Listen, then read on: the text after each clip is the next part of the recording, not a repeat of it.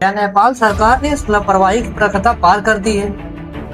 ये सवाल इसलिए क्योंकि नेपाल में एक रात में लाशों की संख्या 200 से ज्यादा अधिक बढ़ सकती है। कल शाम तक नेपाल की पुलिस कह रही थी 100 आदमी मरे, फिर 150 आदमी मरे और आज लगभग 400 लाख की गिनती आ गई है। एक रात में 200 लाशों की संख्या बढ़ गई। अब लाशें एक रात में तो होती नहीं, लाश वही पड़ी थी मलबे में, नदी में, खेत में। रात में मौत बढ़ी नहीं। मतलब पहले दिन से सरकार को खुद नहीं पता था नेपाल में जो तबाही आई वो कितनी ज्यादा बढ़ी है। और यही से सवाल उठ रहा है कि जो सरकार 3 दिन के अंदर अपने मुर्दों का हिसाब नहीं लगा पाई, वो क्या जिंदा लोगों को ढूंढ पाएगी?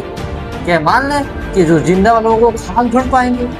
ये सवाल बड़ा इम्पोर्टेंट है, इसलिए क्योंकि भारत और नेपाल के बहुत बड़ी संख्या में लोगों की जान दांव पे लगी है। इस बार में 288 भारतीय अभी तक लापता है और ये आंकड़ा मैं नहीं, विदेश मंत्रालय कह रहे। वो लोग जो भोलेनाथ की यात्रा पे गए थे, उनके घरों में फोन की घंटी 3 दिन से नहीं बज रही। और सरकार पहले 100 लोग लापता थे, फिर 133 लोग, फिर 178 लोग, अब 300-400 लोग पार हो गए।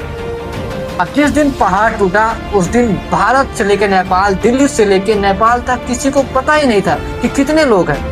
और इसीलिए आज जो ये वीडियो मैं बना रहा हूँ, ये जानते हुए भी, समझते हुए ये तबाही भेजी है। लेकिन सवाल ये है कि इस तबाही के साथ बढ़ती हुई लाशें किसके खाते में जाएंगी? क्योंकि आज से कई महीने पहले वार्निंग मिली थी कि ऐसा कुछ हो सकता है, लेकिन नेपाल सरकार ने ध्यान नहीं दिया।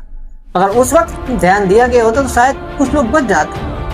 सवाल भारत सरकार से भी है, क्या नेपाल जाने वाले यात्रियों से बताया गया था आपके जान की खतरा हो सकती थी?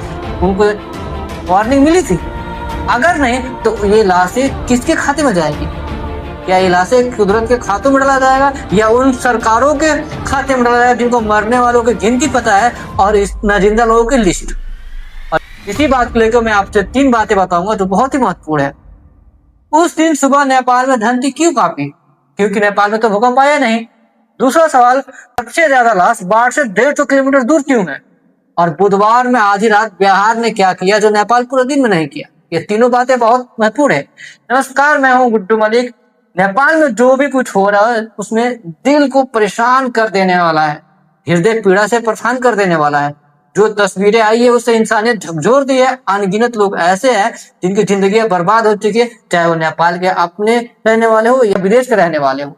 इसीलिए हम इंसानियत के तकाजे पर सवाल पूछने वाले हैं। इस सवालों का शुरुआत करें इससे पहले आपसे रिक्वेस्ट करता हूं कि आप मेरे पेज से जुड़े रहे ताकि जो भी अपडेट आए मैं आप तक पहुंचा सकूं और इस नेपाल की घटना को, आवाज को उठा सके। इस घटना को